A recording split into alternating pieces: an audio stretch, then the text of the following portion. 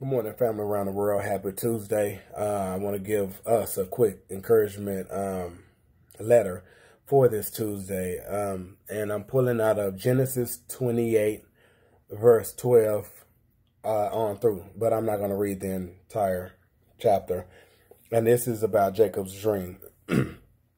He had a dream in which he saw a stairway resting on the earth, with its top reaching to heaven, and the angels of God were ascending and descending on it. There above it stood the Lord, and he said, I am the Lord, the God of your father Abraham and the God of Isaac. I will give you and your descendants the land on which you are lying. Your descendants will be like the dust of the earth, and you will spread out to the west and to the east, to the north and to the south. All peoples on earth will be blessed through you and your offspring. I am with you and will watch over you wherever you go, and I will bring you back to this land. I will not leave you until I have done what I have promised you. Now, God usually comes to us first, whether it's, just strictly from him or through a messenger. And today, I'm one of the messengers. If you feel like he have not come to you and offering you this promised life that that he's wanting to give to you, I am the messenger to tell you that I am the messenger here to tell you that God is calling you. He is calling you to invite him in, accept him in. But of course, you have to first invite his son, Jesus Christ, into your life to be your personal Lord and Savior. And that's when everything begins. Now, this promised life that he has for you, it's yours. You don't have to figure it out. You don't have to will and deal. You don't have to try to, pull up things out the woodwork and lean on your own understanding. You don't have to figure it out on your own. All you have to do is just do what he instructs you to do now. And what he's instructing you to do now, he's going to use that and place you where he needs you. You don't know what that looks like. You may not see it possible, but he's faithful. If he says it, then you can bank on it. You can take it to the bank.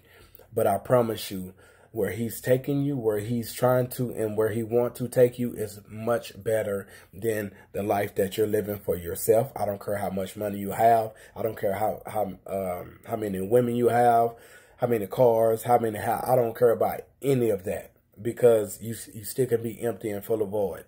Now, so I promise you, that life that he's trying to give you is much better than a life that you can hustle for, work hard for, paint yourself this glorious picture. Like it can't. There's no comparison. Okay, so here to tell you that he's asking you to invite him in and submit and surrender your life over to him. Now, Jacob is about to do this. His son, Jesus Christ, did the exact same thing. Here I am, Father. I am here to do your will. He submitted and surrendered his life to his Father, to God. So what makes us think, the one who created us, think that, like we're too big, or, like we're all this, where we don't have to do the same. And we wonder why a lot of things that we go through in life, it's so troublesome and so hard and so tough. Is because we stepped away from the covering of God, because he said, I will never leave nor forsake you. So he don't leave. We step away. We fall back. We move forward when he's telling us just be patient. Let me go forward. You stay right here. Let me go forward and let me clear the way for you. But no, we're impatient. We want to do things ourselves. We can't wait. We got to go and make it happen now. If we just pull back and just allow him to do what he's trying to do. And it's, of course, ultimately it's for his glory, but it's for our good. That's win-win. You know what I'm saying? That's win-win. So, so this is Jacob not only submitting and surrendering his life to him, but also telling God that I'm going to acknowledge you as my source. because God is our source, not your job, not your career, not the resource in which you make money. Not at all. Not at all. He's the source. Everything else underneath him are resources. Please don't get it twisted. You know, because when we get it twisted, we think these resources are our source. Guess what? It become our God. It become our idol. You know, so, and then that further pushes God out, you know, and like, okay, have at it, you know, and all the trouble that comes our way because of it, it's him letting us know, I am the one and only true God. He tells us in his text that he's a jealous God. You know, we can't serve two masters, period. You know what I'm saying? So, okay, so here we are. Same chapter, 28, verse 20.